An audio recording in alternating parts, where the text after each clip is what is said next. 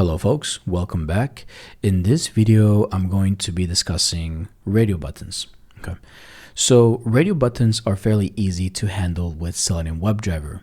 Now you may encounter a popular challenge where radio buttons share the same attributes and attribute values. One of the simplest ways to handle radio buttons is to inspect the radio button you want to interact with by index.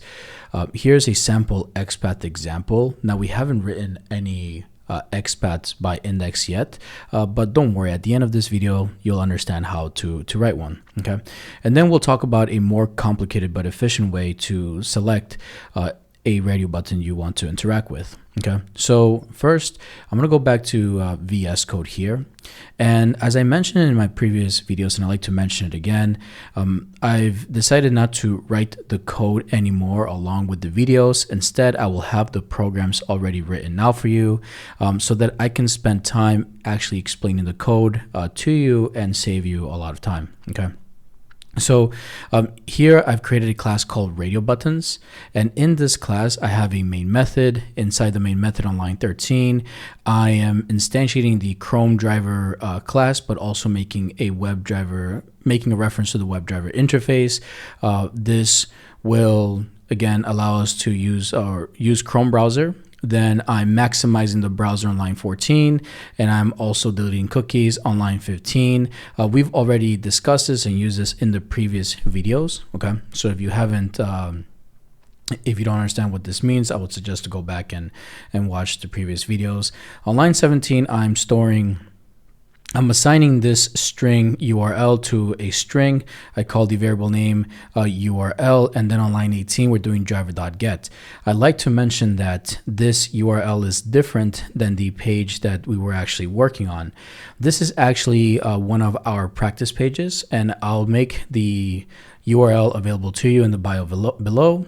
But if you've been doing research, you'll know that there are a lot of practice Selenium sites on the internet. Okay, we have a few. This is one of them. Okay, and again, we'll provide the link to this page in the bio of this video.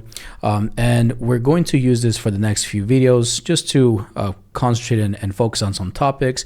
Then we'll go back to the Chroma Tech school management system. Okay, so here we have on the left hand side, we have radio buttons here. Okay, and the thing with radio buttons, well, thing number one is with most applications, when you select a radio button, you can't really unselect it. The really only way to unselect the radio button is by refreshing the page. So I'll go ahead and refresh the page, and you'll see that the radio button has been unselected. Okay, because radio buttons were meant to just be selected, for you to select just one value. Okay, very rarely are there sites where the website is developed to allow users to select more than one radio button. Instead, they will use check boxes. Okay, with check boxes you can select more than one, and you can also unselect. Okay, so these checkbox, that's pretty much one of the differences between radio buttons and checkboxes. In the next video, we'll talk about checkboxes, okay? But that's just one fact to know about radio buttons and checkboxes, okay? Also, with modern applications, by clicking on the actual text of the radio button, you'll realize that the radio button will actually be selected, okay? That's actually with a lot of modern applications, but the developer has to design the page to work that way. In this case, we don't have that functionality enabled so that we can interact directly with the radio button, again, just for practice. Later in our Chroma Tech school site, we'll be able to interact with radio buttons by clicking on the text, okay? So let's go back to point number one here. Okay, you may encounter a popular challenge where radio buttons share the same attributes and attribute values. Okay, so going back to VS Code here, starting on line 20, I have the code here explaining and showing the example of how to handle radio buttons with unique attributes and attribute values. This is actually the easiest way because the attribute and attribute values are unique. And we'll talk about what unique means in this video as well. So if I come here, I'm going to inspect this page, and I'm going to inspect this one of these radio buttons here. Okay, so actually I'm going to minimize this. If you guys inspect the radio button text, or just over here like this, you'll see the three labels here. Each of them is for each radio button here. You'll see radio 1, radio 2, radio 3. Okay, this is the HTML information for these three radio buttons. So I'm going to go ahead and expand this label, okay, or all three labels, so I can show you what I mean about unique attributes and attribute values. You'll notice that the input tag name is child to label for all of these labels here, right? So we have input, input, input here. All right, so the first attribute I see here is value, okay? Radio 2 also has value, radio 3 also has value. So this attribute is not unique. However, the attribute value is, and that's what's important for the attribute value to be unique and different. The attribute value here to the attribute value is radio 1. Here it's radio 2. Here is radio 3. So they're all different. And this is good because now I know that if I write an XPath using the value attribute and the attribute value, most likely it'll be unique. So I'm going to go ahead and write an XPath here. Okay, on the bottom here, let's do 2 forward slashes, and then the tag name is input. Okay, we'll do open closing square brackets at, and we want the value attribute like this, and then equals, and then in single quotations I'll enter radio 1, for example. Okay, so if I go ahead and click this up or down arrow, it takes me here. This is the XPath to this radio button. Very simple, not difficult at all. I just simply used the attribute and attribute value and it worked.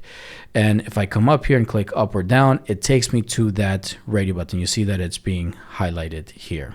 Okay, and another way to indicate if this is a unique locator or XPath is if you see 1 of 1. Okay, so 1 of 1 means that this XPath is unique. If you saw anything, if you see anything other than 1 of 1, like 1 of 2 or 1 of 3 or 1 of something, then that means that that XPath is not unique. And if you want to interact with that element, then we need to write a more specific XPath. Okay.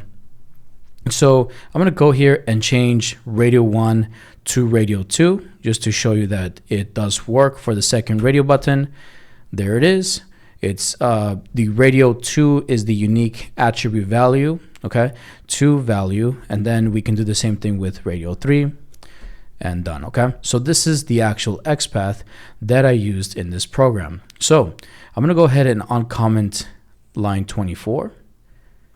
And what I'm doing here is I'm basically doing driver.findElement by XPath, and we're using that exact XPath we just talked about, radio 1, and then click on it. Okay, so I'm going to go ahead and run this program and let's see what happens. Okay, all right, so we're having some sort of issue here. All right, folks, so what happened, the issue I had, it's very important that we recognize this. And again, if you don't have this issue, that's completely fine. So instead of re-recording, I decided to show you how to solve these type of issues. So if you notice, when I ran the program before, I was getting some stack trace message saying that the Chrome driver really wasn't working and so on. So what I did was I actually updated I updated Selenium, that we hit the Selenium version to the latest version of Selenium as of this moment of this video, which is 4.12.1. However, if you're watching this video at a later time, then definitely the version of Selenium the version would be higher than 4.12.1. Okay, so now after upgrading this version of Selenium, okay, I don't have that issue anymore. So I'll go back to just running this program. Okay, and again, if you don't have any issues, don't worry about it. So Chrome opens, and again, we're expecting the first radio button to get clicked, and that's what happens here. Okay, so if we go back to our code here, that's exactly what we are doing here. Very simple, very easy. Let's go ahead and uncomment these two here.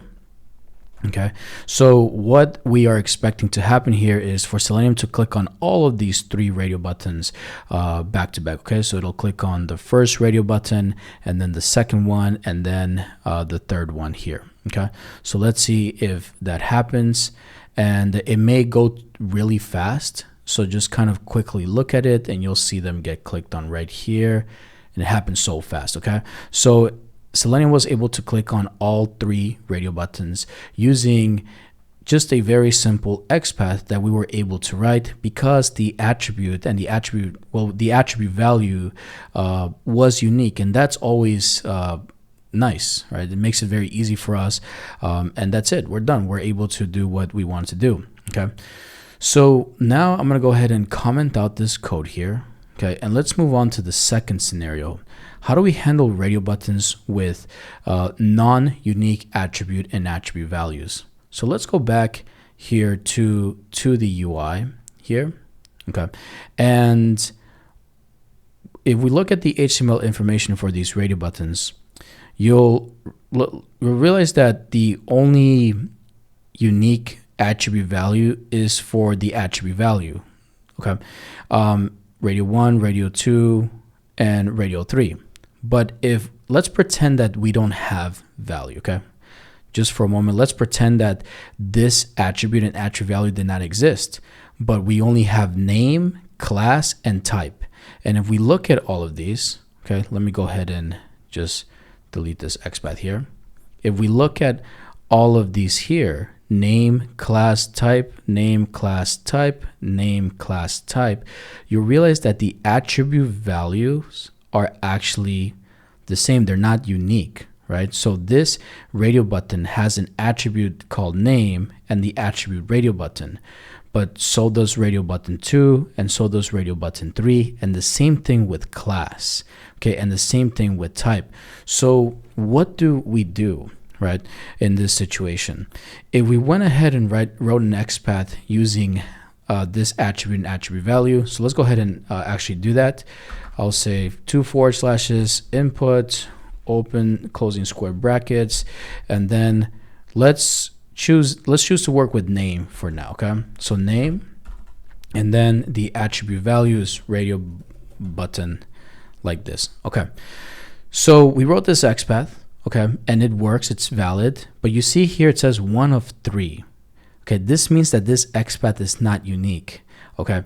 And if we were to use this XPath, okay, since it's 1 of 3, and we wanted to click on, let's say, the 3rd radio button, Selenium won't click on that one. Selenium will actually click on the first element with this, that it can locate using this XPath, okay?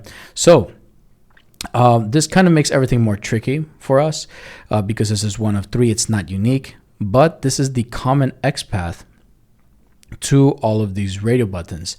However, what do we do if we want to click on the 2nd radio button or the 3rd radio button? Okay, if I was to use this in VS Code with my Selenium script, it's going to work, but Selenium is going to click on the first element that it finds with this XPath information, okay? So let's go back to VS Code and let's comment out the first line of code here, okay, where I'm doing driver.findElement by XPath, but here I'm using the index concept, okay?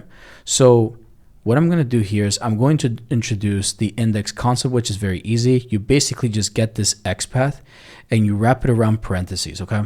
So I'm going to go to the beginning of this. I'm going to enter a open parentheses here and then a closing parentheses here.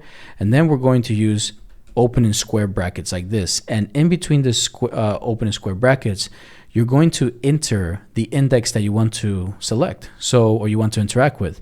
So if I want to click on the first radio button, I'll type in 1, okay? Now we were able to use an attribute and attribute value that are not unique, okay? And but we're able to specify by index which one we want to interact with. So now you see we have 1 of 1, okay? And it'll only click on the first one. If we want to select the second one, then we change this to 2. And you see it takes us to the 2nd radio button, okay? And it's 1 of 1, just like this, okay? And then we can change this to 3 if we want to select on the 3rd radio button, okay? And if you had more radio buttons, you would just change the index value, okay? This is actually a very popular interview question. Okay, they'll ask you, okay, so how do you locate a radio button or an element that has the same attribute or an attribute values? Well, you would write an XPath, but you can specify by index which value you want to select. Okay, and they usually try to trick you with those questions, but that is the answer to that question. So very, very simple. Okay, again, just wrap the XPath with parentheses and then specify in between square brackets by index which values you want to select. Okay, so here I'm writing this XPath here. I wrapped it around parentheses, but I'm specifying by index that I want to click on the first radio button. Okay, so let's see if this works. Okay, let me go ahead and run this program here. Okay, so Chrome opens and yep, the first radio button got selected. Okay, now we can uncomment both of these, or you can do one at a time, that's fine. And here we are expecting the same thing to happen as above here. Okay, so after clicking on the first one, then Selenium will click on the second one, then Selenium will click on the third one. But again, it'll happen really quick. Okay, so I'll go ahead and run this, and let's see. So it's going to click on them, and it did. It clicked on them pretty, it went really fast. Okay, but you were able to see that. Okay, now this is how you would interact with radio buttons that have the same, or that don't have unique attribute and attribute values. Okay, it's very simple. Okay, just with some practice, you'll start to understand how to write these XPaths. Again, just specify by index which value you want to click on, but get in the habit of writing these XPaths and wrapping them around parentheses, and that will help you out a lot. Okay, so I'm going to go ahead and comment this out. Okay, and let's move on to the third scenario here. So actually, let's not focus too much on this in this video, but I'm going to start to explain to you some of this code here. Okay, we haven't talked about a method called find elements yet. We will in detail. We'll come back to this example once we've covered that.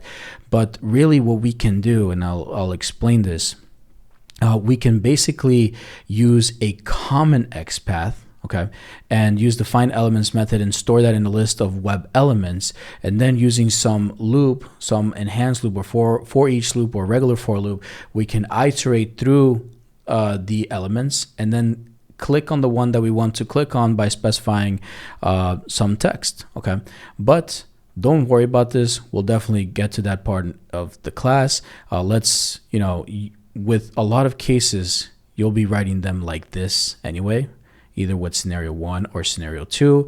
But of course, we will cover these other advanced concepts as time goes on with this course. Okay, once we understand the difference between find element and find elements. So go ahead and write out all this code. Okay, play with it. If you want, you can add a sleep after each radio button. So for example, after clicking each radio button, so for example, after this click, you can add a thread.sleep. Okay, add like maybe 2 seconds or 1 second so you can see the program slow down. If you're going to do this, just make sure to throw the exception, okay, right here. So throws interrupted exception, and then you can run this program. Okay, but you don't have to do that, just for practice. Okay, so go ahead and write out all this code, and I'll see you guys in the next video.